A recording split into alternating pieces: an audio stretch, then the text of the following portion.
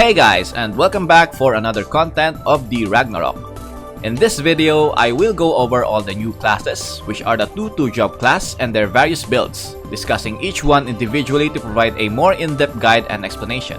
For our first guide is the underrated, probably my favorite among the new classes, and that is the Crusader.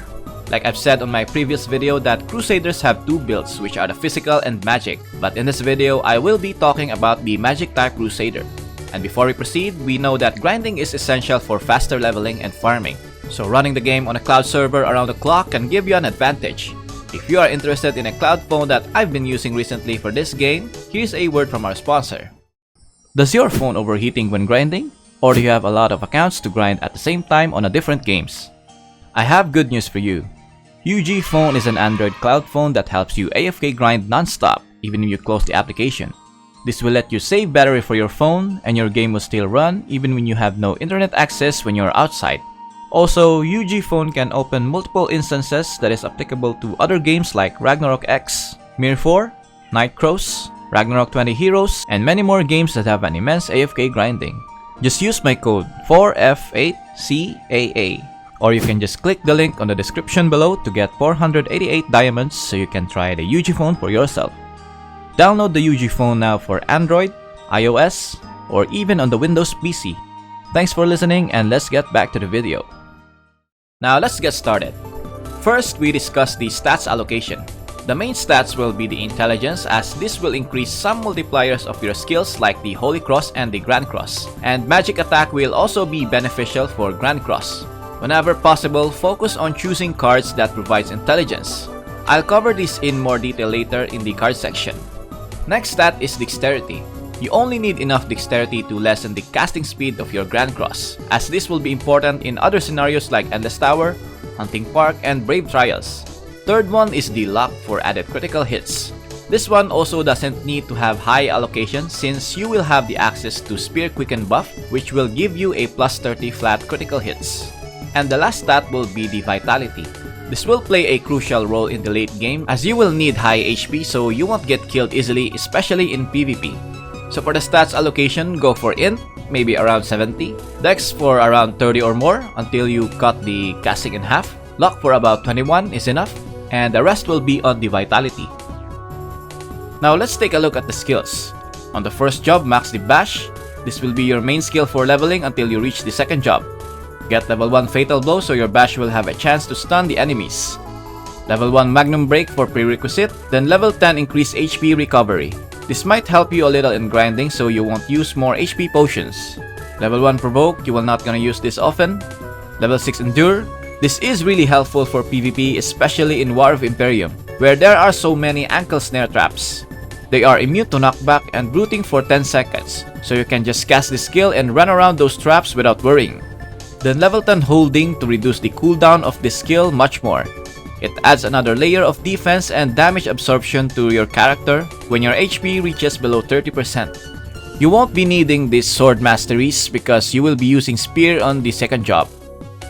Now on the second job, prioritize maxing the Holy Cross skill to level 10 for more damage and better leveling experience. As you go on, get the Peko Peko Riding to increase your movement speed a little bit. And then put level 1 Spear Mastery first, and then max out the Spear Quicken as soon as possible. This will give you plus 50 attack speed, plus 30 crit, plus 20 flee for 5 minutes, which is a very solid buff. After that, you need to work on your AoE skill, which is the Grand Cross. Max this skill to level 10 for a better damage output, as this will help you through solo contents like Hunting Park, Endless Tower, Daily Dungeon, and Brave Trials. Take note that this skill will consume some of your HP, so you might need to have a higher HP pool because you will also be taking 1/4 of your Grand Cross damage, so you need to be careful. Now for the remaining skill points, I choose to allocate all of it to the Fate passive rather than a Spear Mastery, because Fate gives much better stats and it helps reduce the damage taken from your Grand Cross, which is a holy element. Spear Mastery will just give you a flat P attack where you can just easily get this through gears, enhancement, refinement, etc. For the gears, it is straight up Fenrir set. You can farm this through daily dungeons. But there are craftable gears that are better in the future when you reach high level refinements like the Gilded Mail, where you can have plus 10% more HP after reaching plus 12 refinement. Bloody Cloak and Potential Ring set combo can give you plus 15 crit and plus 5% crit damage, which is really nice. And for weapon is the Reaper Sight, which has a really good attack stats and has an overpowered stats after reaching plus 15. So this will be your goal, and good luck with that refining. Now let's move on with the cards. In the headgear, insert at least one cramp card and rank this up as high as you can. They are giving this for free, so use it to gain more zennies. Next is slot 2 pieces of Elder Willows in each headgear. This will give you more intelligence stats, and it is a future-proof card which I will talk about in another video. Then for the remaining slot headgears, if you already unlocked those sockets, then I recommend these cards. Clock Tower Manager for int and reduce casting time of spells. Maya Purple to gain a skill Ruwak that detects hidden enemies, and it also provides plus 1 int. Marduk is good for PvP to have silence resistance and adds another magic attack plus 8. And if you are really lucky with S+ cards, then Pharaoh and Keldi card will be the best slot. For the armor, the cheapest card to slot will be the Pouring card for luck stat. But Baby Desert Wolf is much better in my opinion for more intelligence. Elemental cards like Swordfish, Dokebi, Sandman, Bathory, Arjope, Pasana, Angeling, and Ghostring will be beneficial in the future. You can also insert Peko Peko for added bite and HP. Ribio and Sasquatch for crowd controls if you are diving in the front line. For the cloak, it is best to have 2 pieces Baphomet Jr. because of the crit it gives, and this one is also a future-proof card. Baxogen plus Green Maiden will play a big role in the endgame as many players will be using a basic attack. Deviling will be situational because you might take more damage if you are facing an opponent that deals neutral damage like Asura Strike. But in my opinion, there are more players that will use elemental weapons and skill damage, so it's really situational and might be double-edged for you because on the bright side, you can gain plus 10% bonus damage if you slot this card. For footgear, Igira and Merman will be beneficial in grinding because of the SP potion recovery, but then Ragnar will be better with the STR and bite stat it gives.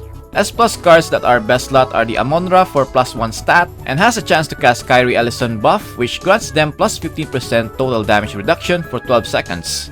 Moonlight Flower for more move speed and crit. And the Dark Lord which will give you a chance to cast Meteor Storm when receiving physical damage. For the accessory, I suggest the Taro.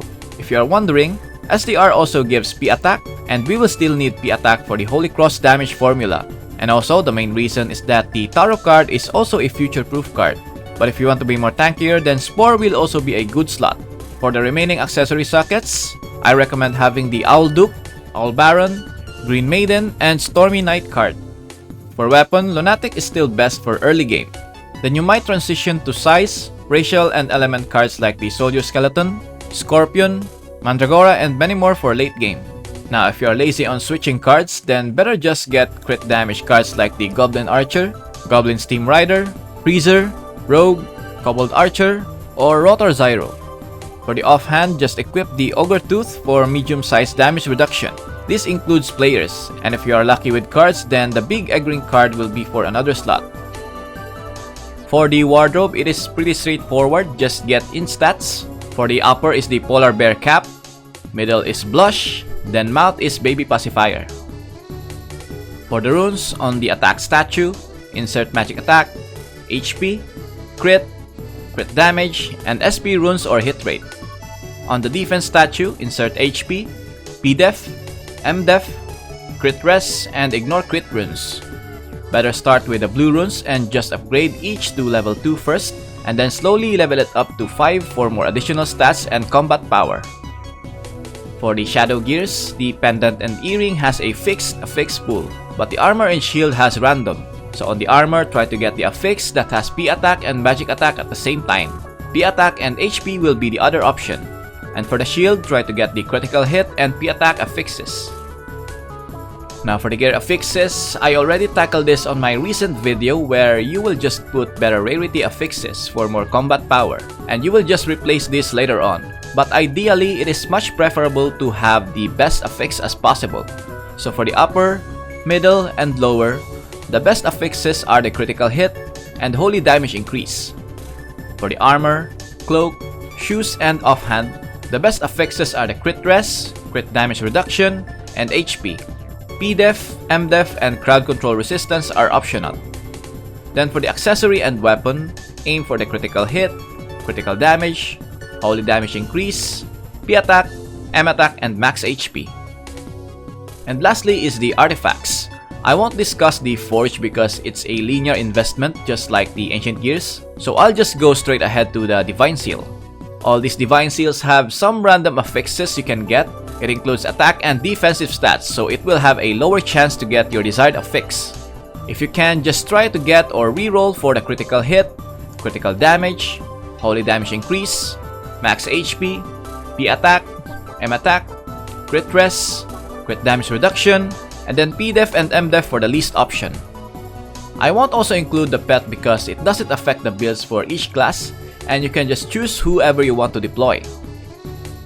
So there you have it. I hope you find this video helpful, and if you do, please leave a like. Also subscribe to support my channel. As always, thank you for watching, stay safe and have an awesome day. Lights out.